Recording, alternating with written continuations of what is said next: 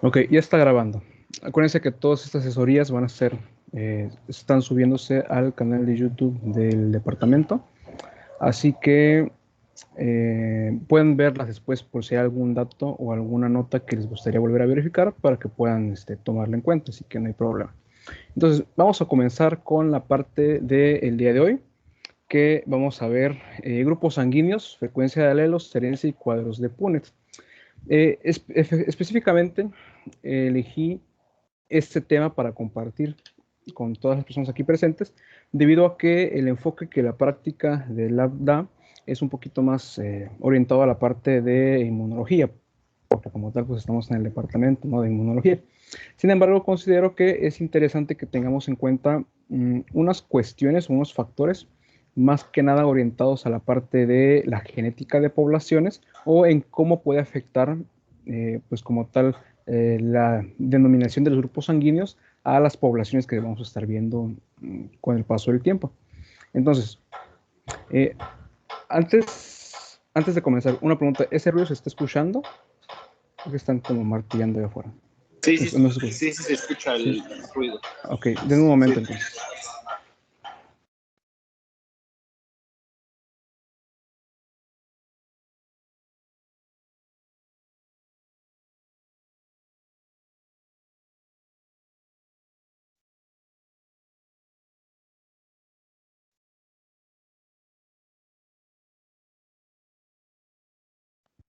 Listo, es que están trabajando y pues tienen que hacernos su respectivo ruido para poder hacer sus labores.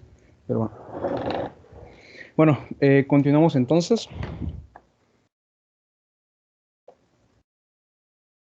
Ok, ya quedó. Pues miren, traté de hacer lo más dinámico y lo más ameno posible, que estemos aquí reunidos y reunidos, para que no sea más que nada muy pesado, ¿no?, la parte de visualizar el tema que vamos a ver. Entonces, en vez de tomar en cuenta índices o contenidos que vamos a ir viendo, los dividí por nuevos segmentos que acabo de inventar cuando estaba haciendo este documento, y lo vamos a dividir por chismecitos para que sea un poquito más agradable la plática. Entonces, eh, vamos a ir con el primer chismecito del día. Considero yo que para que podamos estudiar de una manera más agradable, una manera un poquito más cómoda un tema, es interesante primero ver, por ejemplo, algunos datos interesantes y a partir de ahí darnos alguna idea de por qué razón deberíamos de estudiar el tema que vamos a elegir, por ejemplo. Entonces, el primer chismecito con respecto a grupos sanguíneos en genética de poblaciones o en poblaciones en general es el siguiente. Eh, en pantalla podemos ver a Plasmodium vivax. Entonces, ¿qué es lo interesante de Plasmodium vivax? Recordemos que Plasmodium vivax es el agente etiológico que pues, causa como tal la malaria.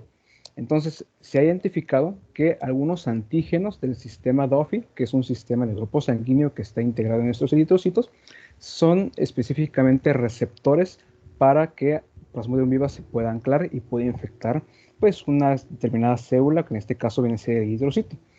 Entonces, Plasmodium vivax va a infectar un eritrocito, Plasmodium vivax se encuentra atraído como tal por el sistema DOFI, pero ¿cuál es el punto interesante de esta parte? Resulta que esta condición se asemeja o se ha visto, se ha reportado más ocasiones en poblaciones africanas o poblaciones afrodescendientes. Entonces, en algún momento, gracias a algunas selecciones genéticas, las poblaciones africanas han logrado inhibir la detección o inhibir el señalamiento del sistema DOFI en sus eritrocitos. Por ende, gran parte de poblaciones de más de occidente de África actualmente carecen de este sistema DOFI. Por ende, ya no se pueden infectar tan fácilmente de Plasmodium vivax, o al menos ya no es un sitio de anclaje tan fácil, por así decir, para que se puedan enfermar. Entonces, diremos, ok, va, entonces poblaciones africanas ya no pueden, carecen de estos antígenos del sistema DOFI, por ende ya no se infecta Plasmodium. Pero ¿qué pasa con América? Como bien sabemos, las poblaciones o la población americana actual, que recordemos América es continente, está formado por una mezcla de diferentes ascendencias. La primera ascendencia la nativa americana, también la ascendencia africana, ascendencia asiática, ascendencia europea y por ahí alguna ascendencia de Oceanía.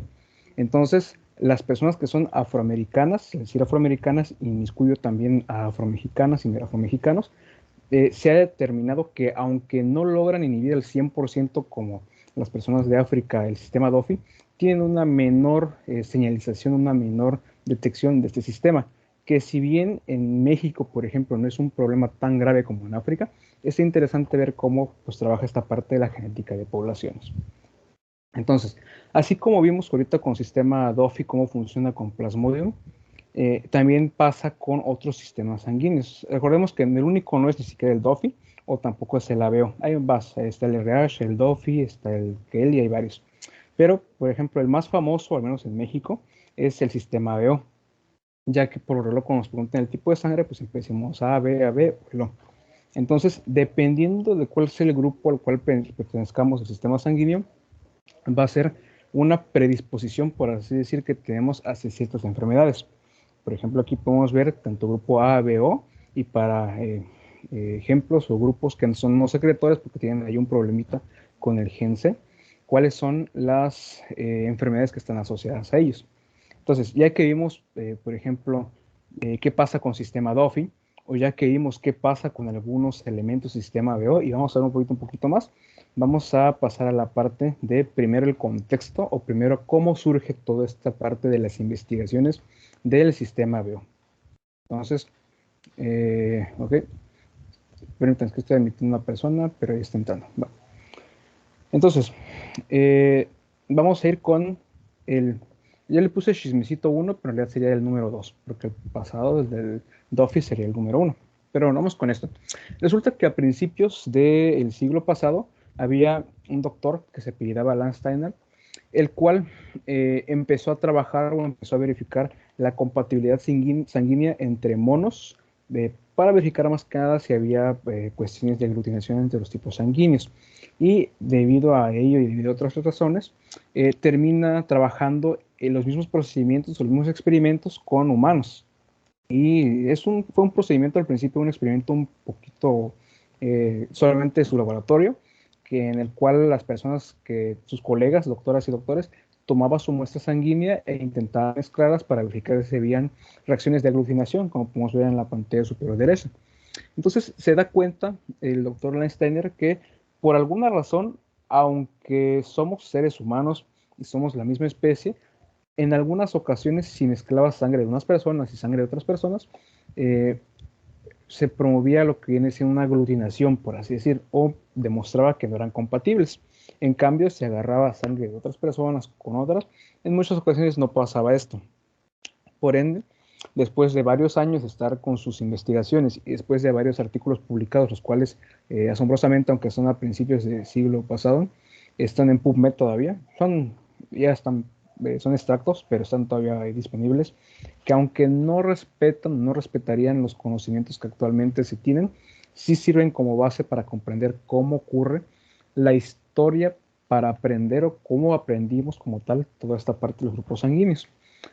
Entonces, debido a las investigaciones y debido a todos los procedimientos que termina realizando el doctor Landsteiner y su equipo de laboratorio, se le atribuye a esta persona como tal que logra desarrollar, descubrir y tipificar el sistema de grupo sanguíneo de los más famosos en el mundo, que es el sistema ABO. Curiosamente, al doctor como tal se le atribuye nada más el descubrimiento de A, B y de O, debido a que el grupo AB como tal no lo demostraba ninguna persona en su laboratorio. Fue hasta unos 10 o más o menos 10, 15 años después que replicando las técnicas encontraron una persona que pudiera tener el grupo AB y por ende ya se agregó otro nuevo grupo al sistema sanguíneo de ABO. Entonces, pues básicamente es un sistema pues ya con bastante tiempo que se ha descubierto, pero curiosamente al principio pues simplemente había terminado en AB y O, y ya después continuó o se anexó, por así decir, el, el grupo sanguíneo AB, que curiosamente hasta nuestros días continúa siendo uno de los grupos sanguíneos con menor cantidad de personas en el mundo. Por eso recuerden que si por alguien es AB, recuerden que la donación salva vidas. Entonces, Ya tenemos la comprensión hasta cierto punto de que tenemos el eritrocito, que en su membrana están determinados antígenos y que estos van a promover que, por ejemplo, en algunos casos se promueva la atracción hacia ciertos organismos como bacterias, por ejemplo, y en otros casos se promueva la aglutinación entre eritrocitos de la misma especie, como vienen siendo los seres humanos. Pero, ¿cómo pasa esto?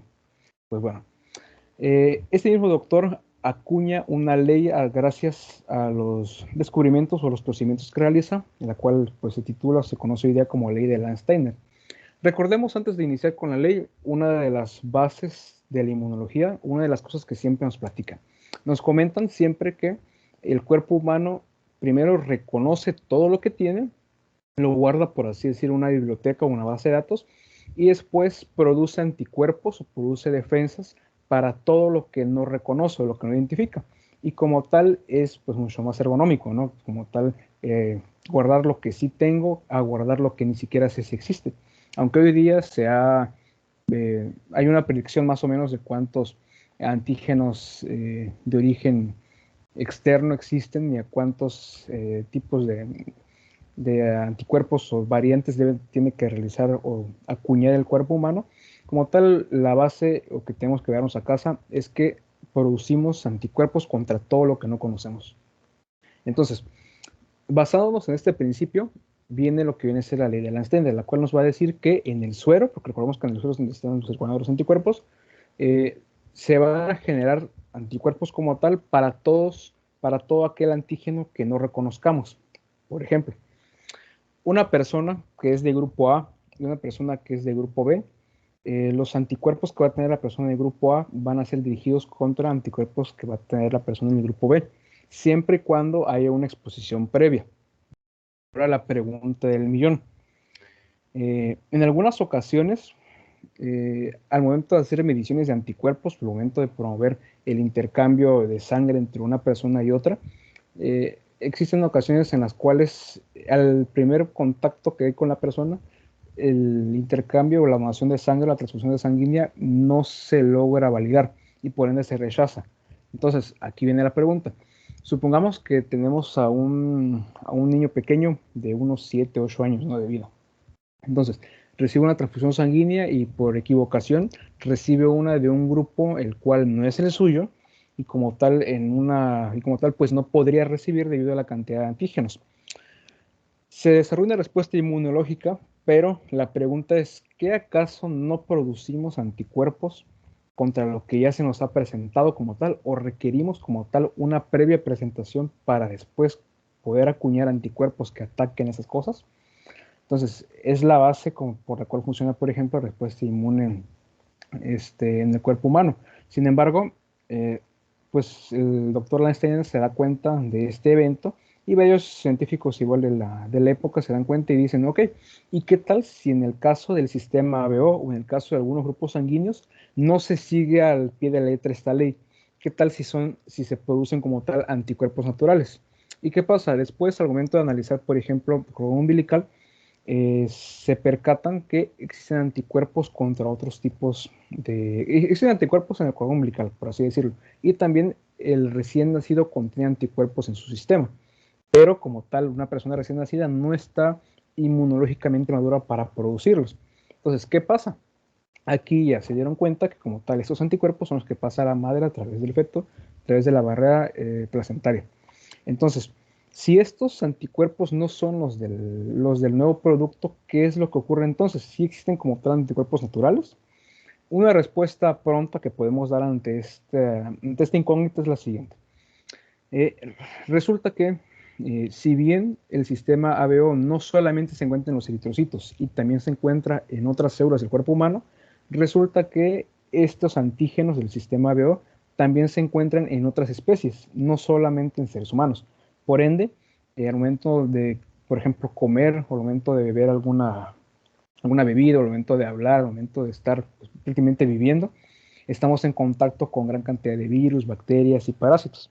Entonces se han descubierto varios bacterias y varios virus por ahí, varios organismos, los cuales contienen estos antígenos en su membrana y por ende al momento de presentarnos o presentarse a nuestro cuerpo humano, se detectan pues, como antígenos, se desarrolla la respuesta inmunológica, se combate, y al momento de recibir la transfusión sanguínea de otro grupo, pues se presenta como si fuese efectivamente un agente patógeno, pero como si nos fuese a dañar.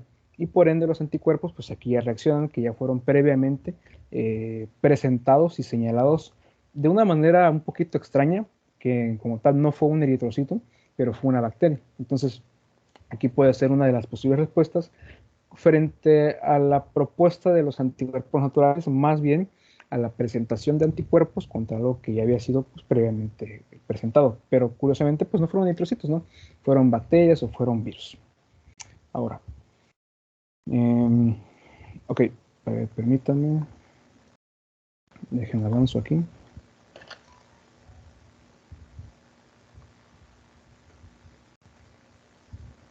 Ok, entonces, ya hablamos o ya comentamos como tal que en la membrana del eritrocito existen antígenos, pero la pregunta, la siguiente pregunta del millón es, ¿cuál es la biosíntesis o cuál es la estructura, cuál es la cadena, cuál es la grupoproteína o qué es como tal el antígeno que está colocado en la membrana del eritrocito? ¿Por qué razón en algunas ocasiones se detecta en algunas personas como que es algo dañino y en otras personas como que pues no es dañino como tal? Pues bueno, pasa lo siguiente, veamos. A ver, permítanme. Ahí está. Pasa lo siguiente. Entonces, supongamos que tenemos el eritrocito. El eritrocito va a tener por base, o vamos a añadirle por base, algo llamado sustancia precursora, la cual no es nada más que un agregado de una diversidad de glucoproteínas y van en este orden. Primero va una ceramida, luego va una glucosa, luego va una galactosa, luego una acetilglucosamina y luego otra galactosa. Y hasta aquí ya tenemos lo que viene siendo la sustancia precursora. Luego de esto, a través de la transferasa H, va a ocurrir la adición de fucosa. Y al momento de tener la sustancia precursora y la fucosa, ya vamos a tener lo que viene siendo el antígeno H, el cual es, por así decirle, la base de todas las cadenas o todos los antígenos que vamos a tener en el eritrocito del cuerpo humano. Dato curioso, existe, lo van a ver en sus sesiones de lab, existe por ahí una variante, un fenotipo que se llama fenotipo Bombay y fenotipo para Bombay.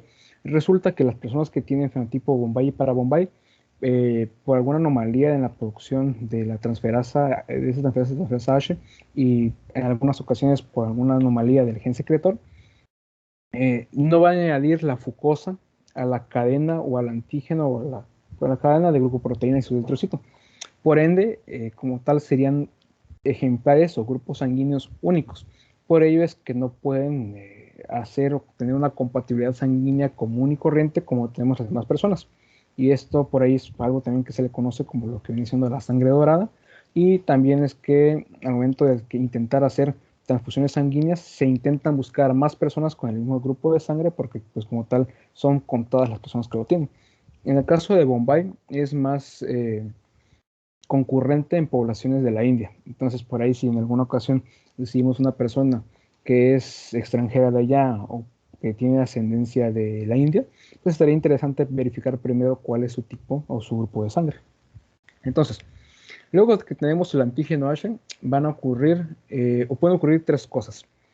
En primer punto, la acción de otro grupo de transferasas. Tenemos la transferasa A, la transferasa B y la otra transferasa que es inactiva.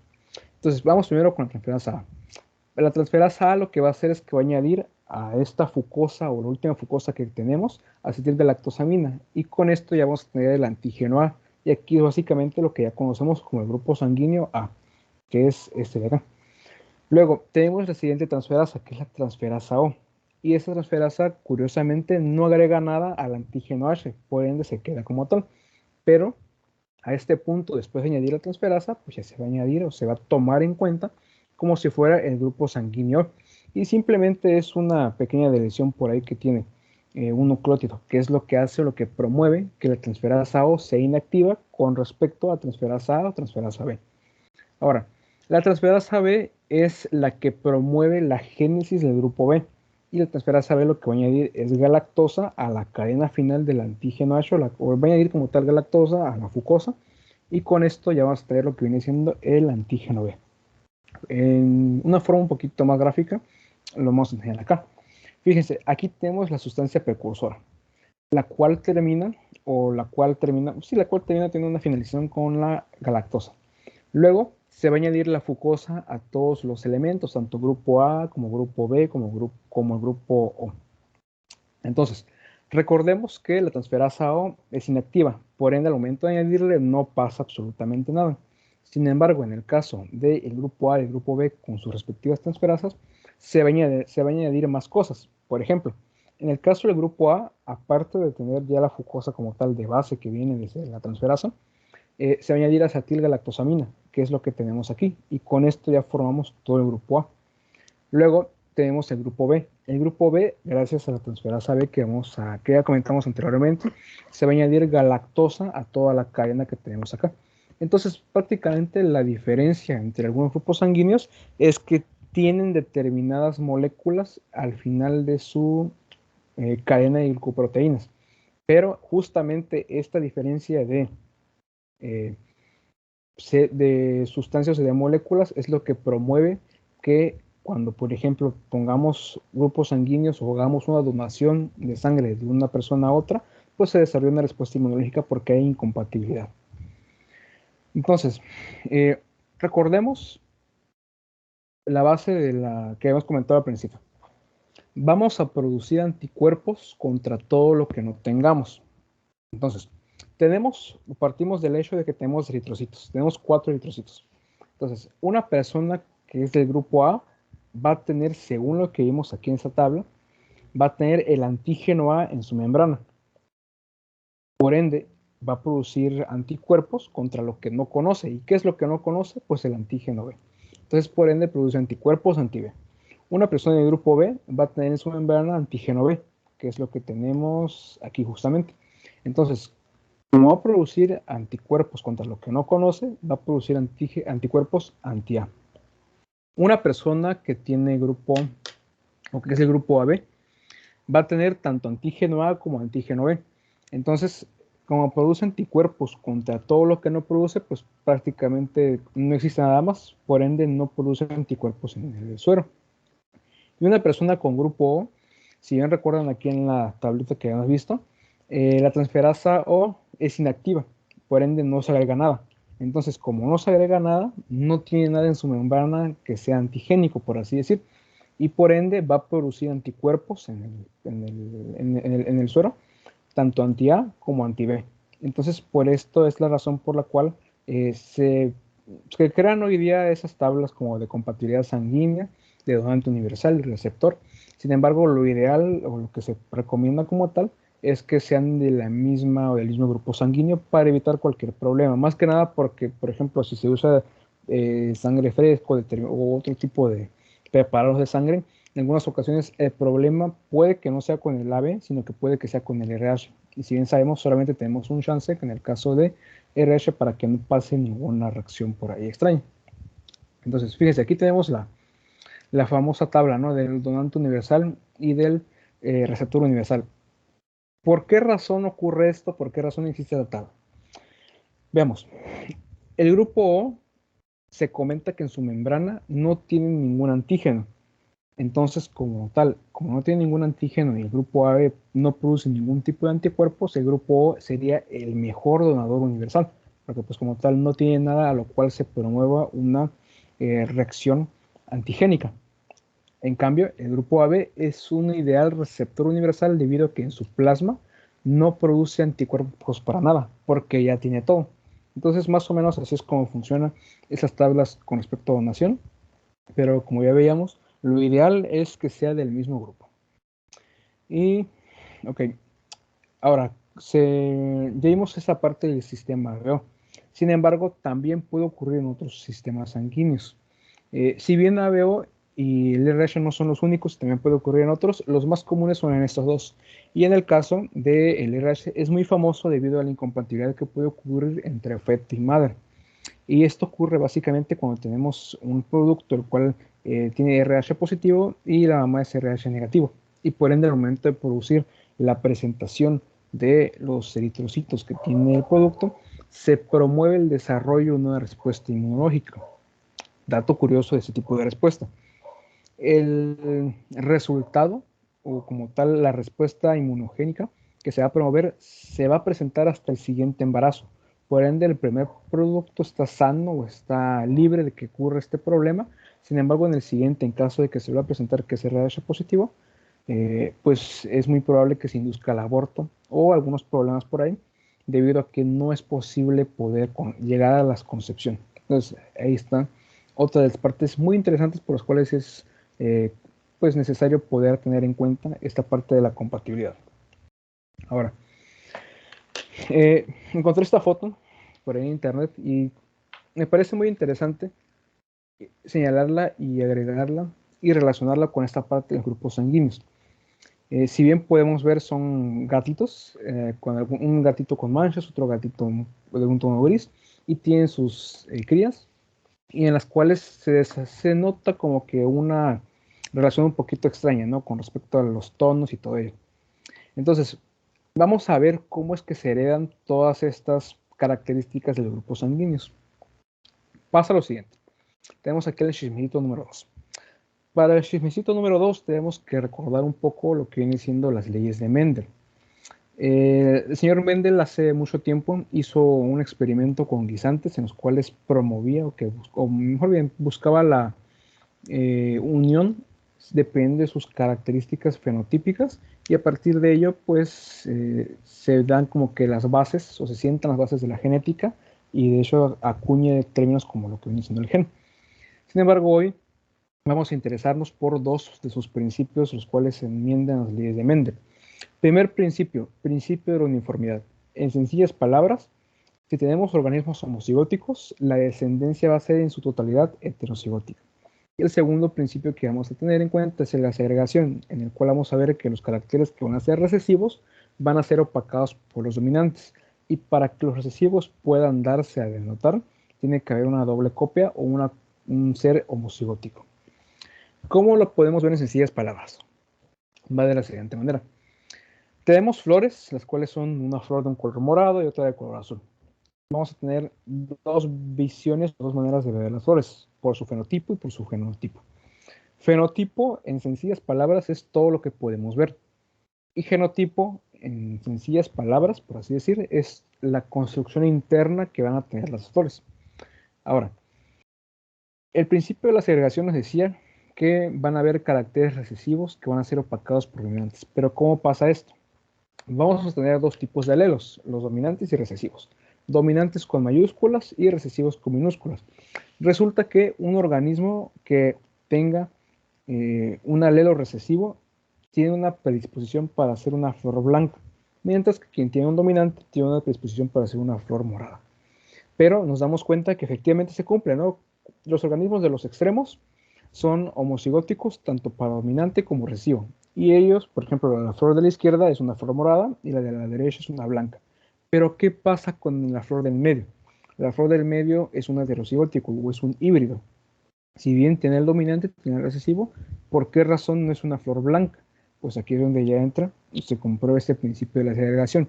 Si bien el fenotipo de la flor es una flor morada o es una flor de color dominante, su genotipo en realidad es heterocigótico o es híbrido. Por ende, es portadora de un color blanco, pero no lo va a demostrar para su persona. Sin embargo, puede heredar este principio a sus siguientes generaciones. Y esta parte de los colores de las flores, por ejemplo, los guisantes en aquel entonces, puede ser aplicado con respecto a las enfermedades en los seres humanos. Vamos a verlo más adelante. Por ejemplo, veamos este ejemplo. Tenemos organismos heterocigóticos que tienen tanto un alelo dominante como uno recesivo. Y si bien al momento de hacer el cuadro de Punnett tenemos 75% de ellos, los cuales son, 25% es dominante completamente, es Y mayúscula. Otro 50% es mixto, es heterocigótico, Y mayúscula y minúscula. Y ya el 25% final ya viene siendo doble Y minúscula. Pero lo curioso de esto es que 3 de ellos son color verde clarillo, por así decir, y el último es verde oscuro. Entonces aquí podemos ver otro ejemplo de la prueba de este principio de la segregación, en el cual si bien los del medio tienen el alelo recesivo, que es el color oscuro, requieren ser organismos homocigóticos para poder desarrollarlo. Y este principio pasa igualmente, como voy a comentar, con las enfermedades. Más adelante vamos a hacer un ejercicio para poder ver cómo sucede esto. Entonces, aquí vamos a poder sacar dos conclusiones o dos tipos de frecuencia, la genotípica y la fenotípica. Si bien genotípicamente vamos a tener que un 25% de la población va a tener alelos dominantes y otro 50% va a ser heterocigótico y otro 25% va a ser recesivo, la frecuencia fenotípica o lo que podemos ver es distinto. Fenotípicamente vamos a ver que 3/4 de todos los guisantes van a ser verde claro, pero un cuarto solamente va a ser oscuro. Por ende, este guisante que está acá es el único que denotó que genotípicamente tiene ambos alelos recesivos. Ahora, eh, gracias a estos dos conceptos se va a formar una frase la cual nos puede ayudar para saber quiénes son responsables de los antígenos que vamos a poder tener en nuestra membrana, por ejemplo, o en nuestro cuerpo. Nos dice la frase, cada gen tiene un locus específico sobre un cromosoma y los genes alternos que van a ocupar un locus se denominan alelos. Y estos alelos son los responsables de la especificidad de los antígenos. Pero, ¿qué quiere decirnos esto? Hay que descomponer la oración primero. Entonces, el gen debemos de recordarlo en sencillas palabras como un fragmento de todo nuestro ADN, de todo nuestro genoma, el cual nos va a dar a conocer una característica. El locus, que va a ser el singular del loci, que es el plural, nos va a determinar una posición dentro de un cromosoma o una ubicación. Recordemos que tenemos 23 pares de cromosomas. Y por último, el alelo, que es lo que hemos visto un poquito atrás, que viene siendo tanto el alelo dominante como el recesivo. El alelo va a ser las variedades de expresiones de un mismo gen. Lo regular es que tengamos un dominante y un recesivo, los cuales heredamos uno de nuestro padre y otro de nuestra madre. Y dependiendo de si son, por ejemplo, alelos enfermos o no, y dependiendo si es un alelo de una enfermedad que es autosómica recesiva o dominante, va a ser la exposición o va a ser lo que nos va a decir si vamos a tener o no la enfermedad. Entonces, o sea, hay dos términos acuñados los cuales nos van a decir, los cuales como que quieren englobar cómo decir o cómo especificar genotípicamente a un ser. Se comenta que para todos los seres que son homocigotos, ya sea que tienen ambos alelos dominantes o ambos recesivos, se les llama raza pura, mientras que a los heterocigóticos son híbridos. Sin embargo, esto pues lo podemos aplicar, por ejemplo, para animales, pero en el caso de seres humanos es mejor solamente denominarles o comentarles como si fuesen simplemente organismos homocigóticos, o sea que tienen los mismos alelos, o heterocigóticos que tienen tanto dominante como recesivo. Entonces, vamos a continuar. Ahora, ¿cuáles son los antígenos que van a controlar la expresión del sistema vivo? Son tres principalmente. Entonces vamos a ver cuáles son, su ubicación y con ello de qué se encargan, porque dependiendo de qué se encargan es como vamos a saber como tal cuál fue el error en un determinado caso. Tenemos tres, como hemos comentado. Primero, el gen H, el cual está ubicado en el cromosoma 19.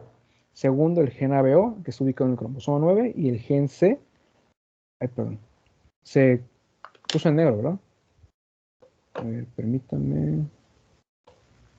Vuelvo a presentar. Ahí está. Ahora sí ya se ve otra vez. Ok, entonces, tenemos, como habíamos comentado, el gen H, el gen ABO y el gen C.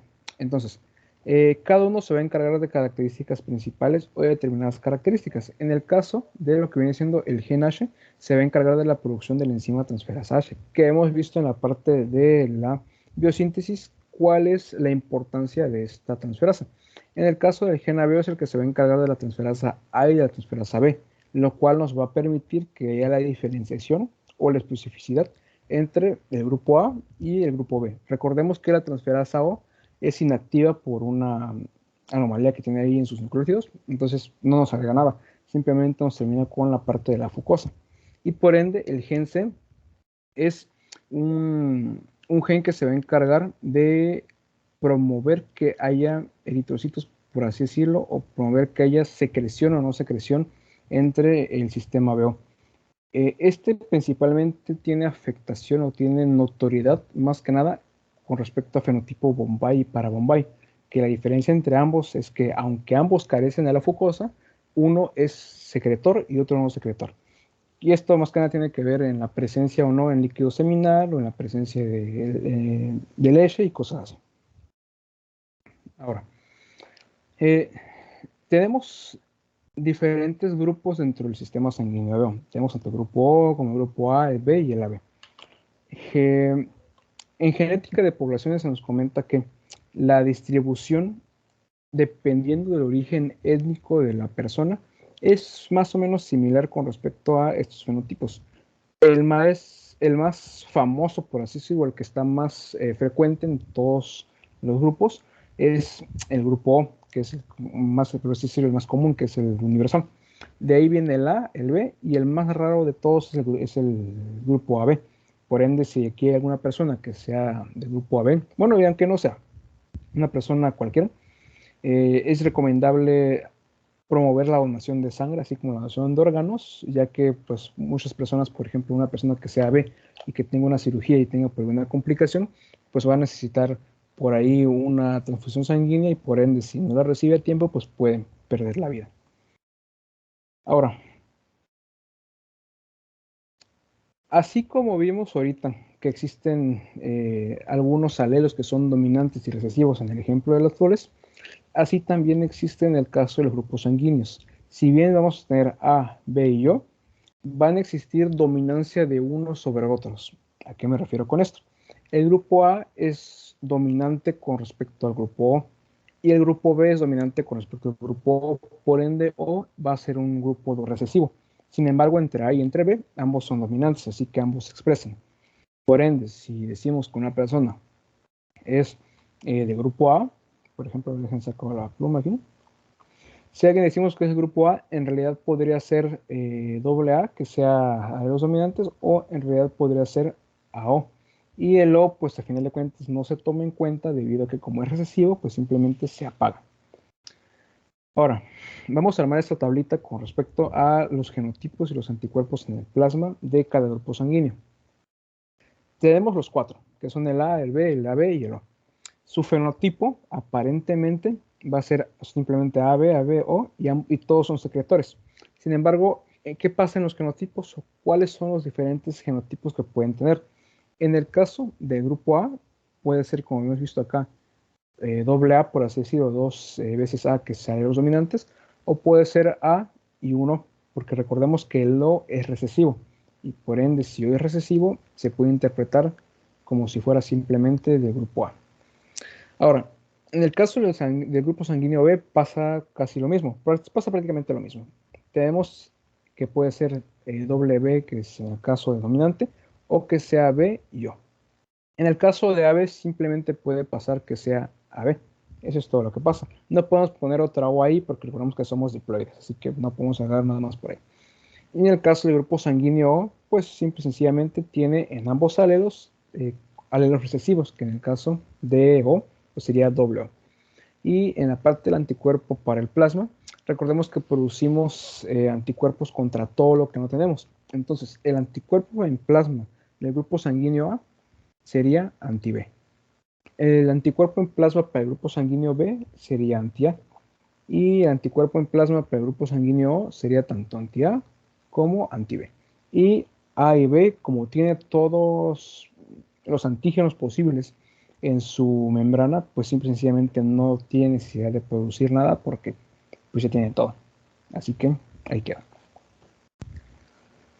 Ahora, eh, al principio hemos visto que existían dos principios, de uniformidad y de segregación. Sin embargo, vamos a ver cómo funcionan un poquito más gráficamente. Recordemos que uniformidad nos decía que cuando tenemos organismos homocigóticos y les mezclamos, siempre a fuerzas la primera generación o F1 va a ser un organismo heterocigótico. ¿Cómo lo podemos ver? Organismo homocigótico es este y este que está acá, ya que ambos contienen los mismos alelos. En el caso del A son alelos dominantes y en el caso del O son alelos recesivos. Sin embargo, contienen los mismos y por ende son organismos que son homocigóticos. Y al momento de mezclarles, la generación F1, la siguiente generación, siempre sí o sí va a ser una generación heterocigótica.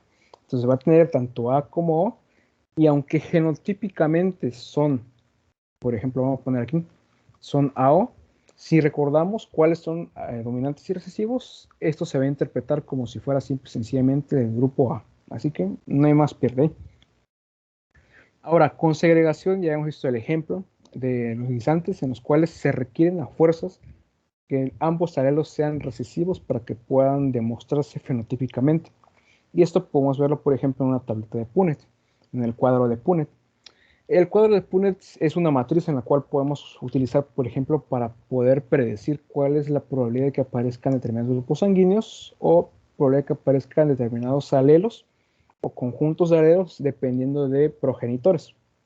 Entonces, tenemos aquí en la tabla de Punnett dos organismos, los cuales uno es genotípicamente AO y el otro es BO.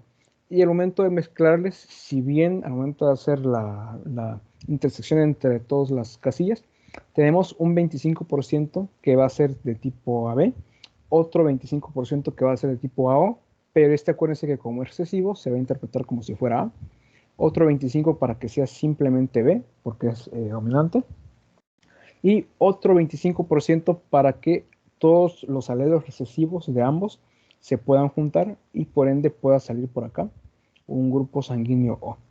Entonces, la tabla de Punnett nos puede comprobar o nos demuestra como tal que aunque fenotípicamente esta persona sea A y esta persona sea B, puede salir pues un organismo por ahí de 25% de probabilidad, pero puede salir que sea completamente recesivo. Ahora, viene el chismecito número 3, que es lo que preparé para que podamos trabajar el día de hoy. Y por ende me gustaría que pues alguien por ahí pudiese participar para que pudiésemos hacer un poquito más amena la sesión de hoy. Les voy a contar la historia. Resulta que en chismecito número 3 le vamos a titular ¿Dónde quedó la bolita? Por lo siguiente. Tenemos una persona la cual su grupo sanguíneo es A y otra persona la cual su grupo sanguíneo es B. Al momento de procrear tienen una descendencia, tienen un bebé, el cual va a ser grupo sanguíneo. La pregunta del millón, ¿esta combinación es posible? ¿Creen ustedes sí o no? Así en sencillas palabras. Adelante, micrófono abierto sin ningún problema. Yo sé que ustedes saben.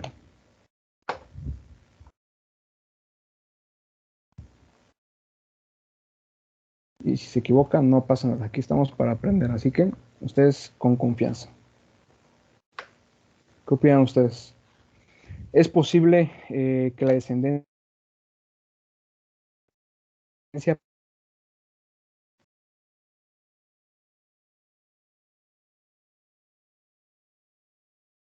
Adelante, quien guste, sin ningún problema, ¿eh?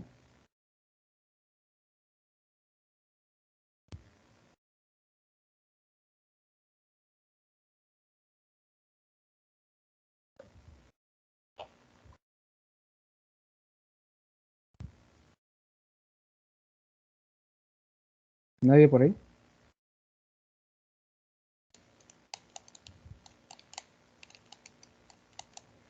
Adelante, chicos y chicas. Yo sé que ustedes saben.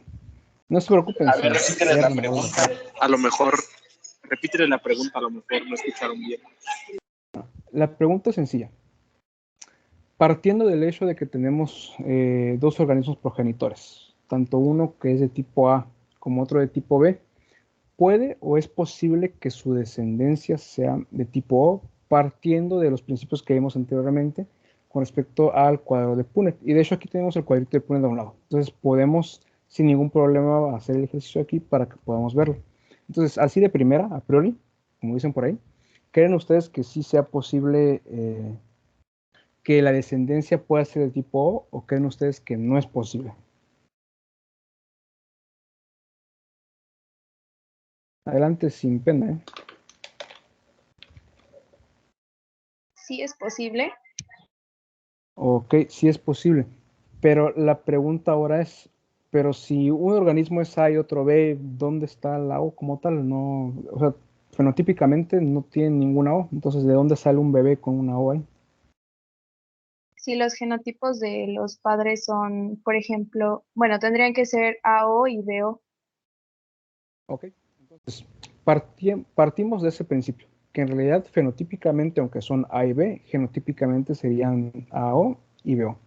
Entonces, para ello nos vamos a nuestro cuadrito de Punnett. Entonces, tenemos un organismo AO y otro organismo BO. Si hacemos el entrecruzamiento en el cuadrito de Punnett, vamos a darnos cuenta que un 25% hay posibilidad de que sea AB, otro 25% que sea O, lo cual se termina traduciendo como una A, otro 25% que sea BO, el cual termina traduciéndose como un B, y por último un 25% que sea O, o sea que sea un recesivo y que sea uno. Entonces aquí se puede demostrar que efectivamente sí es posible que el producto sea de tipo o un grupo sanguíneo de tipo O. Así que correcto, muchas gracias. Ahora, último ejercicio. Tenemos un progenitor que es de tipo AB y el otro organismo que es de tipo O. ¿Es posible que la descendencia sea de tipo AB? ¿Sí o no? ¿Qué opinan ustedes? Así a priori, sin ningún problema. O si quieren añadir otra cosa, igualmente no pasa nada.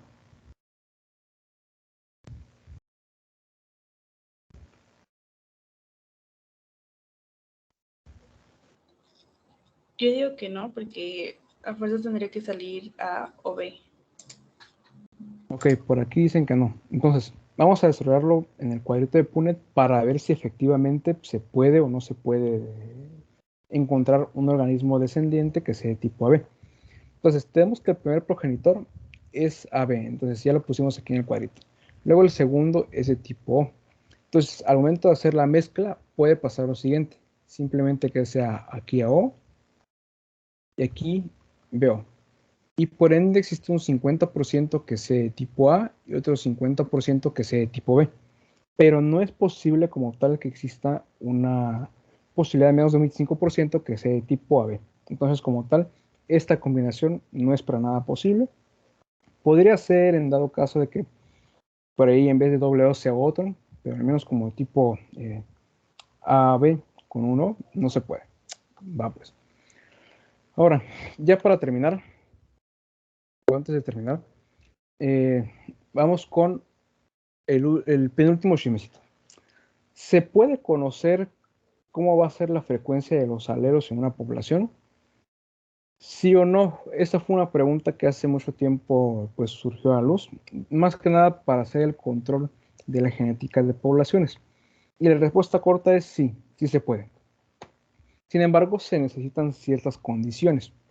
Por ejemplo, depende del modelo que veamos, a veces se piden 3, a veces 5, pero vamos a ver el modelo de equilibrio de Hardy-Weinberg, el cual este modelo de equilibrio, este modelo de predicción, que va a ser un modelo estadístico que nos va a través de frecuencias alélicas, nos va a decir cómo se van a comportar estos mismos alelos. Pero para ello se requieren unas condiciones. Primera condición, que no existan mutaciones, debido a que si existen mutaciones se van a introducir nuevos alelos y por ende vamos a tener que añadir una fórmula un poquito más extensa. No debe existir un flujo de genes entre poblaciones de otros sitios y tampoco debe existir una selección ni natural ni artificial. Un ejemplo de una selección artificial que hacemos, en el caso de ejemplo, es la que realizamos con los perros, ya que dependiendo, o bueno, como somos seres los cuales tenemos una gran cantidad de músculos en cara, asociamos que algunos perros que mueven algunos músculos en cara se ven más bonitos que otros y por ende promovemos que persistan más que otro tipo de perros a los cuales asociamos que son perros peligrosos o perros no deseables. Debe existir también una panmixia, lo cual en sencillas palabras quiere decir que hay un apareamiento aleatorio. Y en caso de que no exista un apareamiento aleatorio, se va a aumentar una cantidad de fenotipos recesivos, lo cual no nos conviene debido a que si hay enfermedades autosómicas recesivas, pues básicamente no es útil para una población o no va a simular naturalmente lo que debería desarrollarse. Y por último, una población o se debe estudiar una población que sea suficientemente grande, debido a que en caso de que sea una población pequeña, en muchas ocasiones se puede tener lo que es el efecto fundador, el cual después de un determinado evento, el nuevo grupo de individuos que exista como quien dice, olvide la ancestría que tiene y se denomine como el grupo fundador, pero que aún así acarree los defectos que tenía de ancestros. Puede existir que en caso que sean muy poquitos individuos o muy poquitos seres, no todos lleguen a la madurez sexual. Y por ende, como no hay madurez sexual, no puede haber reproducción. Y el último evento, que es un poquito más interesante, es el cuello de botella. Y el cuello de botella prácticamente es como que literalmente es el cuello de botella en el cual los alelos, como tal las poblaciones, se ven reducidas casi a su extinción y por ende no pueden promover el intercambio genético.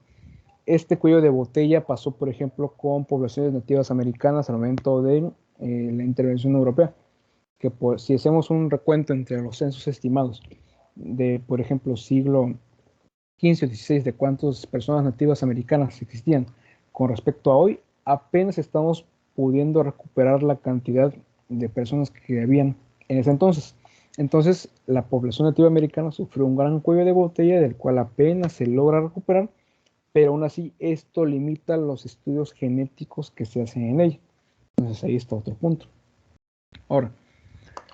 Ahora sí, el último chismecito del día. Vamos a hacer un ejercicio con esta predicción de frecuencia alélica en las poblaciones, pero en una enfermedad que es común en los seres humanos.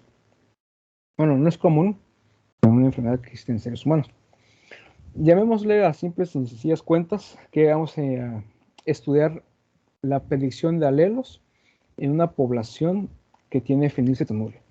Y la fenilcetonuria, si bien recordamos, es una enfermedad autosómica recesiva. Por ende, para que una persona pueda desarrollarla, requiere ambos alelos recesivos en su carga. Vamos a relacionarlo como dos alelos, el mayúsculo como sano y el minúsculo como enfermo. Y partimos del hecho, del evento, de que en realidad un 16% de toda la población es la que está enferma. Entonces, vamos a partir con esto. Primero, ¿cómo se construye la ecuación o la ecuación del equilibrio de Hardy-Weinberg? Pasa lo siguiente. Tengamos en cuenta que, a ver si ya se escriben, así ya se escriben. Tengamos en cuenta lo siguiente. Vamos a tener el alelo sano y el alelo enfermo. Entonces, la unión, bueno, este lo vamos a representar con una P y este con una Q. Entonces, en todo nuestro universo, el tener alelos sanos y alelos enfermos, lo vamos a igualar o lo vamos a dar en cuenta como 1, que es todo el universo. Entonces, para que podamos, tenemos que recordar que somos organismos diploides. Por ende, no solamente vamos a estar enfermos o enfermos si tenemos solamente un alelo recesivo, sino que vamos a estar en ese caso si tenemos los dos. Por ende, tenemos que elevar esta ecuación que acabamos de hacer al cuadrado. Que vamos a meter un poquito de mate. Entonces, si bien recordamos clases de mate de la prepa, lo que estamos formando aquí es el binomio cuadrado perfecto. Y aquí es donde ya viene la aplicación de la ecuación de Hardy-Weinberg. Entonces, hay que completar el binomio muy sencillo. Simplemente le elevamos al cuadrado, la p al cuadrado, más 2pq más q cuadrada va a ser igual a 1. Entonces, esta es la probabilidad o esta es una fórmula que nos va a predecir la frecuencia alélica de determinadas personas en una enfermedad. Entonces, ¿por qué razón en medio me pone PQ y al final Q y al final P? Veámoslo así. Este primer elemento es la probabilidad de que yo tenga el alelo dominante. Este de aquí es la probabilidad de que sea portador o tenga tanto el dominante como el recesivo. Sería que es esta variación de acá y esta de acá. Y este último ejemplo es la posibilidad de que seamos individuos enfermos, que es doble recesivo, porque recordemos, somos organismos diploides. Requerimos de dos alelos, no solamente de uno. Entonces, a partir de esto, ya podemos comenzar a desarrollar el ejercicio en el cual estamos viendo ahorita. Partiendo de la misma fórmula igualmente, no sé si se puede, vamos a ponerlo de este color. Partiendo de la misma fórmula, tenemos el p cuadrada más 2pq más q igual a 1. Se nos va a decir que 16% de toda la población es una población que está enferma. Entonces, si identificamos en nuestra fórmula, la población que está enferma es la población de Q cuadrada. Entonces aquí ya tenemos un dato, que Q cuadrada es igual a 0.16. Ok, a partir de esto tenemos que sacar lo que viene siendo Q, porque acordémonos aquí en la fórmula 1, que gracias a esta fórmula podemos saber cuánto vale tanto Q como cuánto vale P. Entonces Q va a ser igual a la raíz cuadrada de 0.6. El final Q va a ser igual a 0.4. Y si bien para sacar P, pues tenemos que restar, ¿no? 1 menos 0.4, entonces P va a ser igual a 0.6. Entonces aquí ya tenemos los principales elementos de la ecuación número 1, que es tanto saber qué porcentaje de la población puede tener el alelo sano como el alelo recesivo. En el caso del recesivo o el enfermo, sería el 40% de la población. Y en el caso del alelo sano, aproximadamente 60% de la población. Entonces, al final nada más tenemos que sustituir esos datos que tenemos acá en la fórmula 2, por así decirlo, y nos quedaría de la siguiente manera. A ver, déjenme poner otro color. Aquí está. Nos quedaría de la siguiente manera. P al cuadrado hay que elevarlo, nos va a salir como 0.6 por 0.6, es por 76, 0.36, más 2PQ, el cual sería 2 por 0.6 por 0.4, nos va a salir 0.48. 0.48 y el Q cuadrado, que al final de cuentas nos dio 0.16, lo cual si hacemos toda la suma nos va a dar igual a 1. Entonces aquí ya aplicamos una población en equilibrio de Hardy-Weinberg partiendo del principio de que 16% de toda la población total está enferma. ¿Para qué nos sirve calcular esta fórmula en las poblaciones? Por ejemplo, una persona está enferma si tiene los alelos recesivos, pero puede ser portadora si tiene ambos alelos. Entonces, ¿qué porcentaje de la población podría tener ambos alelos? Cerca del 50%.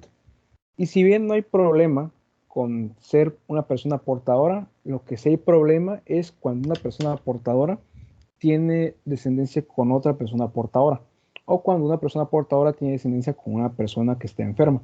Entonces, más que nada aquí podemos ver como una predicción de cómo están repartidos alelos tanto sanos como enfermos en las poblaciones y por ende aplicar un poquito de genética de poblaciones, todo a partir de la predicción. Y no solamente se puede hacer en ese tipo de ejercicios, también se puede hacer en otro tipo de enfermedades tanto dominantes como enfermedades que son, por ejemplo, ligadas a X, para saber más o menos la diferencia o la distribución entre hombres y mujeres, y así pues intentar como que darnos una idea, ¿no?